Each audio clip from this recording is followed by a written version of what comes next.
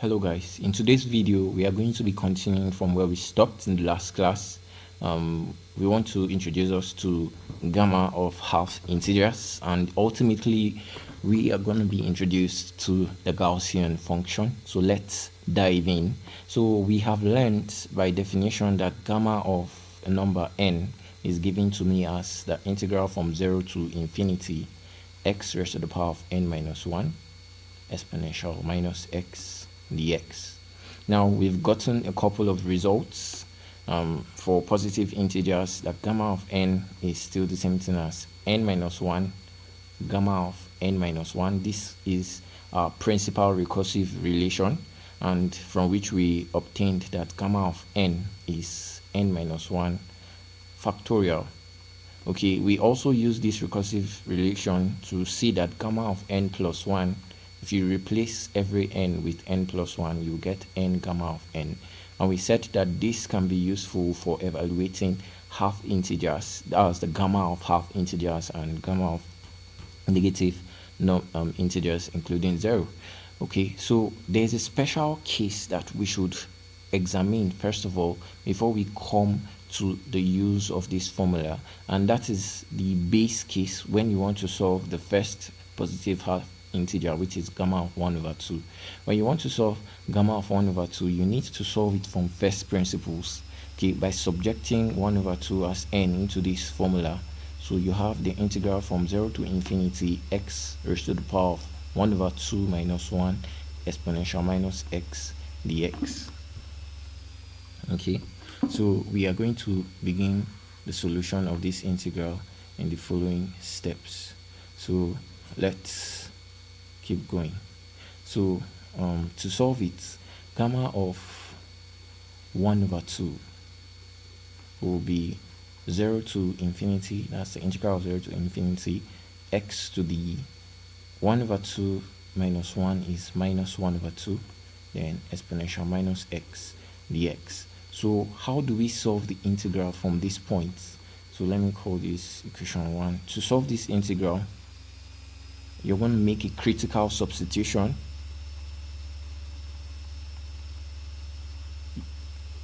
Okay, so this is the substitution that we are going to make with x equal to u squared. Now whenever you're making substitution to the integral, you must check how the substitution affects the boundaries of your integral, and you must change the variable of your integral from the x domain to the u domain, or whatever variable that you're using.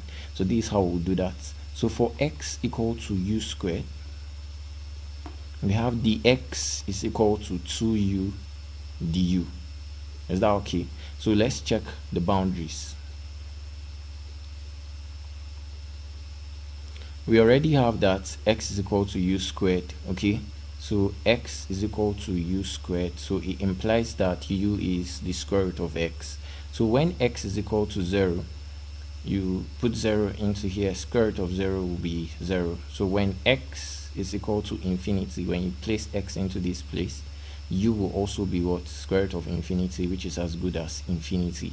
So x in this integral goes from 0 to infinity. So in the u domain, the integral is also going from 0 to infinity. So pretty much the variables, our variables of integration, have the same boundary values, okay, regardless of the substitution that we are making. So gamma of 1 over 2 is still 0 to infinity, the integral from 0 to infinity, but x is now u squared raised to the power of minus 1 over 2, then exponential minus, in place of x we put u squared, and dx is what?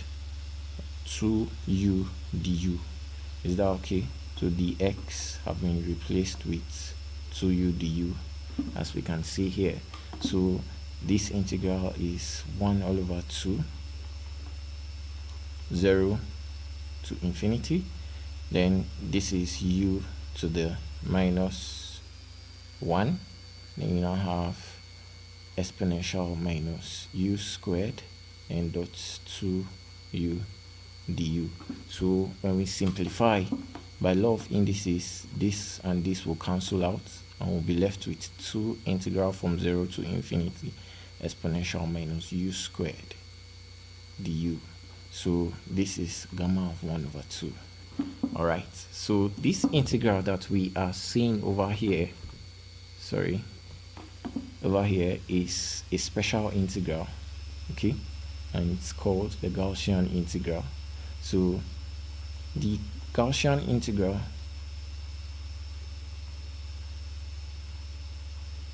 or function is given to us as any integral from 0 to infinity having an exponential minus variable square d, that variable.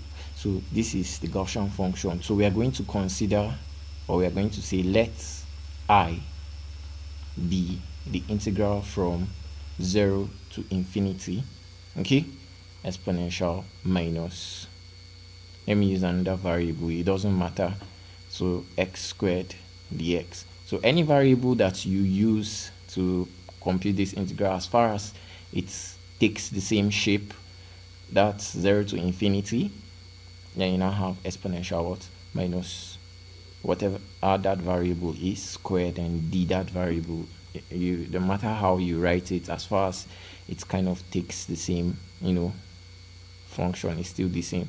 So generally Gaussian function is usually 0 to infinity, then exponential minus your variable squared, then d, whatever the variable is. So it gives you the same results. So results is always the same. So irrespective of how you change the variable, it doesn't care, it's going to give you the same answer. So using this understanding, we're going to do a lot of calculations that will be beneficial to us. Now from this place, I labeled here as equation 1. I'm going to call this equation 2. So this can be seen as my equation 2. Okay, so let I be equal to what? This value. So when we make I equal to this value, the implication is that our gamma of 1 over 2 will now be what? 2i. So we are going to keep it in equation 3. So 2i, where I is the value of this integral. You should know that anytime you evaluate a definite integral, you're going to get a value I, okay, from the definite integral. So gamma of 1 over 2 is 2 times I, where I is the value of the Gaussian integral. So we are going to solve the Gaussian integral and see what value we are going to get from the Gaussian integral. So we established that I is integral from 0 to infinity exponential minus x squared dx. So I can also see I is still the same thing as integral from 0 to infinity exponential minus y squared dy. So it's still the same thing. Do you understand? So this is equation 3a and this is equation 3b. So basically it's still the same thing. Now the value that we get, irrespective of the variable we use, will still be the same. So if we multiply equation 3a and equation 3b, 3a times 3b will give me I squared on the left hand side is equal to integral 0 to infinity integral 0 to infinity. Then you now have exponential what? Minus x squared dot exponential minus y squared, and have the x dy. Okay, so this is what you get when you multiply equation 3 and equation 3a and 3b. So I squared now becomes integral 0 to infinity integral 0 to infinity. Now this is like a double integral, and we now have minus a multiple integral. By law of indices, this becomes minus x squared plus y squared. Then you now have the x dy. Okay, so how do we evaluate this integral over here? Let's call this equation 4. So to evaluate this integral, we are going to do some really interesting mathematics over here. We are going to change from Cartesian coordinates to polar coordinates.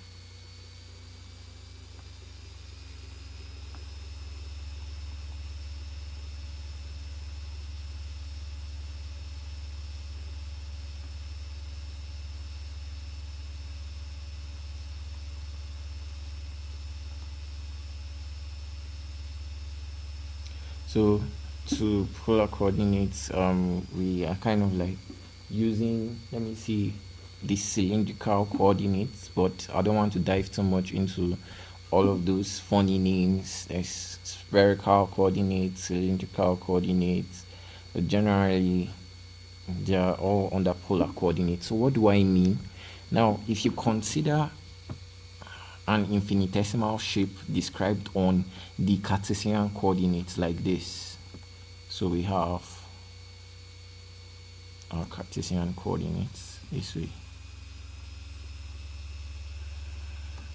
So I'm going to describe an infinitesimal shape, so flow with me. Sorry about that. Nope. This is the y-axis and this is the x-axis, and this is our origin. So let's assume that this infinitesimal shape actually is very small, very small, for you to, small enough for you to treat it as if it was a point, but as small as it is also as large as we considering it as an area. So let's assume this is an x and this is a y. So let's assume that there is a little displacement on the x side, and the value of this displacement is dx. That's this distance. So this point is x plus dx. That means from here to here is dx. Similarly, there is a little displacement, so you have y plus dy. So that the height of this displacement on the y is dy. Okay, so you can see that this small infinitesimal area that is taking the shape of a square, we can actually see that it has an area. Okay, the dA is of course length times breadth, so dx times dy. Okay, so this is the area of a point. Okay, an infinitesimal point or an infinitesimal area on the Cartesian coordinates system. Now we can actually transform this particular whole figure to the polar coordinate system like this. So this is Cartesian. So I want to transform this particular illustration that I've described here to polar coordinates, so that you can see the different relationships that is happening over here. So transforming into polar coordinates, we are going to have something like this. So it's still going to be the same shape. Sorry about this line, it's supposed to be straight. Okay, now the area that we are dealing with will now become something like this.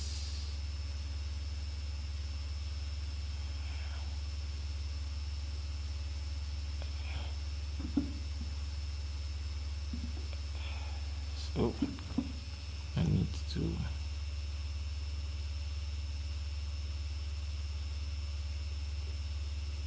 okay.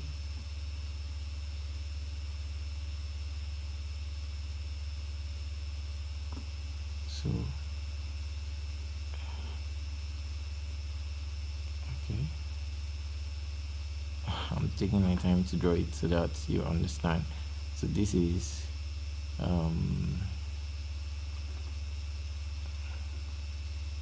theta and radius, and we have, let me assume, the length of this particular line over here. This is a point, you understand? So this is an infinitesimal area. So let me assume this angle is theta, right? So this infinitesimal displacement, you can replace it as a delta theta. Okay, that's a small angular sweep, delta theta. So you can call this line from here to here r, that's radius. So you can call this line that's from this point to this point over here, you can call it the radius. Then you can call this point from here to here an infinitesimal sweep of the r. Okay, so this is a dr or delta r. So we usually use it like this, delta r. Now that you've gotten the equivalent of this particular shape, we are assuming that we want to transform this to polar coordinates. So this is polar coordinates transformation. So this is the point, right? The whole of this is the point, and this is this radius. So we are assuming that from here to here is still the same thing as you having from here to here, and it's still r. So we just want to transform the coordinates from the rectangular coordinates to the polar coordinates and see how it will change. So we are going to assume that this particular area here is equal to this area over here. Okay, so what is this area going to be? What is it going to be? So if we examine very carefully, there is an angular sweep of the theta. So to find this area, you need to remember that area, you can call this one area arc length, which is the arc length of this infinitesimal arc. Let me replace it as ds times radius. So the area of this figure, the infinitesimal area, is approximately the s arc length times the radius, the r. Is that okay? So how do we calculate arc length? We will calculate arc length in radians. You need to remember that length of an arc is theta over 360 times 2 pi r. So this is the length of an arc. But in radians, the length of the arc, if you convert 360 to 2 pi, you have theta over 2 pi times 2 pi r, which gives me theta times what? R. So length of the arc in radians is what? Theta times r. So if the radius of the circle is constant, I can say dl is equal to r d theta. So similarly, I can use that here, the L or the S. Okay, the L and S, they are usually used for representing arc length. So the length of this arc that you're seeing here in radians, the A is going to give me something that is approximate, which is going to be r times what? Delta theta, so times delta r. So if I replace or rearrange, sorry, you have r the theta. So this is our infinitesimal area. So ultimately, as these quantities gets very small, we can call our delta r dr, and our delta theta can be written as d theta. So our delta a can also be dA. So our dA is actually what? R dr d theta. So the equivalent area in the polar coordinates of this particular Cartesian plane over here, this small Cartesian area, the equivalent area dA is r dr d theta. Okay, so there's another thing we need to take note of. Of course, by Pythagoras theory, if you have your hypotenuse, which is r, okay, then this is your adjacent, which is x, and this is opposite, which is y. So we can get the relation that r square, hypotenuse square, is equal to adjacent square plus opposite square. So r square is equal to what? X square plus y square. And these are the key transformations we've gotten. So this is 1 and this is 2. So we are going to apply it to the Gaussian integral in equation 4 and see where it takes us. So we had that I squared is equal to integral from 0 to infinity, integral from 0 to infinity, exponential minus x squared plus y squared. You now have the x dy. So we got that area in the Cartesian coordinates is the x dy, but in the polar coordinates we have r dr d theta. Is that okay? Now we also got that our r squared is equal to x squared plus y squared. So if we take note of all these transformations, okay, all these transformations, we are going to get our integral replaced in this form. So let me skip the boundaries purposely. So we'll have integral, then exponential. This x squared plus y squared can become r squared, and this dx dy is still equal to r dr d theta. So we have a double integral integrating in two different variables, the r and the theta. Now let me tell you something about the polar coordinates. So in the polar coordinates, you have radius, then this is a point, this is your radius, and so on and so forth, and this is your theta. So our theta is increasing from 0 degrees to 90 degrees. Okay, so this is 90 degrees. So our theta, the highest value of our theta is 90 degrees and the lowest value is 0. Okay, since we are converting only the first coordinate of our Cartesian plane, only the first coordinate of our Cartesian plane is being converted to the first coordinates in the polar plane as the first quadrant. Rather, I should have used quadrant, I'm sorry. So the first quadrant in the Cartesian plane is converted to the first quadrant in the polar plane. So you have an equivalence of 0 to 90 degrees. It's playing out for theta here, so 0 to 90 degrees. So this angular sweep has a minimum value of 0 and a maximum value of 90 degrees. Okay, but your radius can extend from 0 here to as long as infinity. So that is one thing that you should take note of when you're doing your conversions. Our radius can go from 0 to as large as infinity. So our theta can sweep from 0 to 90 degrees. Then our radius can actually sweep from 0 to what? Infinity itself. So our radius can be as small as this point and it can be as large and elongated as whatever. So with this established points, I would include a 0 to pi over 2 here for my angle. Okay, so the equivalent conversion will cause, it will cause, if you do the calculus very well, you're still going to get the same thing, but I just didn't want it to dwell much on that. But I just want us to know that whenever we are converting variables, okay, the definite integral changes, and I'm just trying to interpret what change is happening since we are using the r and the theta. So in place of the x and the x and the y can be 0 to infinity, 0 to infinity, but the r and the theta, the r supports 0 to infinity and the theta in this case supports 0 to 90 degrees, which is pi over 2.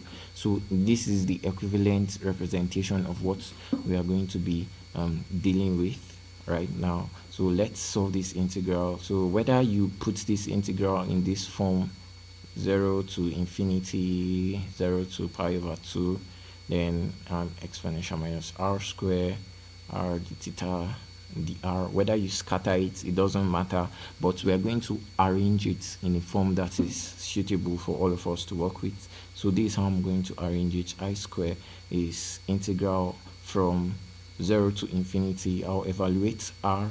Okay, I'll evaluate the inner part of the integral first of all, which is the part dealing with the dr and everything concerning r. So that's exponential minus r square, then r dr, and I'll also evaluate, multiply it by everything dealing with theta, and unfortunately no variable is in theta except the constant 1. So this is how we are going to arrange and resolve this integral. Okay, so let's start with this first part. I hope you know that there is a multiplication sign here, so a dot for multiplication. So I squared is going to be equal to, so in solving this integral, I want you to take note of something because of the time. Just observe this integral very, very critically. So assuming I want to differentiate something like an r squared, so d of r squared is going to give me 2r dr. I hope we all understand. So d of r squared is what? 2r dr. D of r squared is 2r dr. In other words, I can make r dr the surrogate of the formula, because what I want to get is r dr. So 1 over 2 d of r squared is equal to my r dr. Do you understand? So we're kind of like integrating by substitution. You can do this in a number of ways that you know, but let's try to follow this convention. So if we make this replacement, we're going to have 0 to infinity, then we now have an exponential minus r squared. Then in place of r dr, I have 1 over 2 d of r squared. Okay, so 0 to pi over 2 d theta. Then I squared is equal to, you have 1 over 2 integral from 0 to infinity. Then you now have exponential minus r squared. Then you now have d r squared, 0 to infinity, 0 to pi over 2. Then you now have d theta. Okay, so you should observe that this integral is just similar to integral of exponential minus x dx. So when you're integrating exponential minus x dx, remember you get exponential minus x over minus 1, which is still the same thing as minus exponential minus x. So when you're integrating exponential something with respect to that same thing, that's the idea. So this guy over here, they are similar, so you still get an answer like this. So exponential integration of exponential minus something with respect to that thing still gives you what? A minus exponential that thing. So that is what will result in this case. So you have I squared is 1 over 2, then the integral is minus exponential minus r squared. Then you now have from 0 to what? Infinity. And if we evaluate this integral, I'm going to get theta, and from 0 to pi over 2.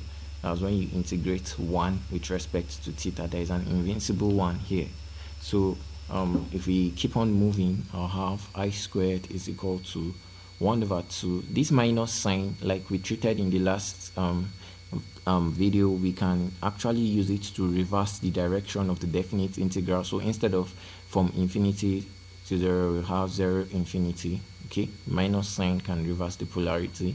So if you evaluate this guy, you get pi over 2 minus 0 on this side.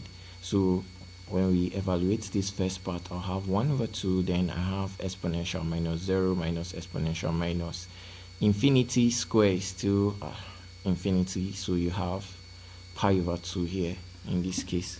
So exponential minus 0 is 1, and exponential minus 0 is 1, and exponential minus infinity approaches 0.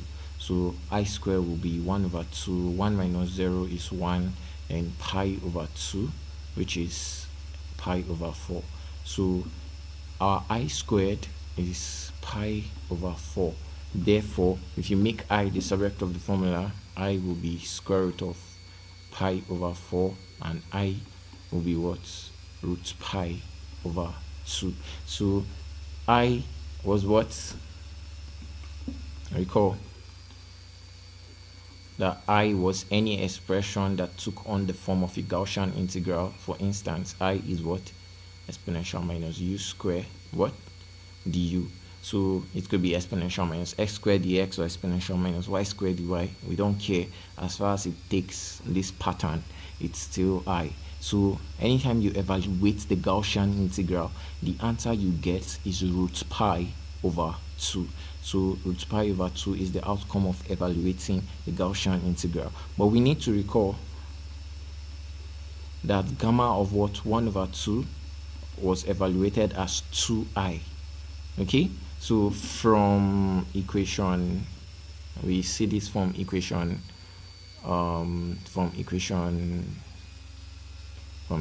3, we said that gamma of 1 over 2 is 2i. Okay, so to wrap things up, we are going to replace I with the value that we've computed from the Gaussian integral. So we have 2, and instead of I you have root pi over 2. So the gamma of 1 over 2 is what? Square root of pi. And this is the special function that we've been trying to get, the special answer, the base case for all half integer numbers. So we are going to use this as a frame of reference to compute the gamma of half integers. So this is your base case, gamma of 1 over 2, and gamma of 1 over 2 is the square root of pi. Okay, so thank you for watching up to this extent. I know the video was long, but I hope you understood every explanation we made. And if you have any question or any comment, please leave it in the comment section. And don't forget to like and to subscribe and share, hit the notification button to stay updated. So what are we going to be doing in the next class? In the next class, we are going to expand on the gamma of half functions, positive functions to be precise, and I will introduce you to my own formula based on my observations and experience with gamma functions. So till then, stay tuned and stay blessed. All right, bye.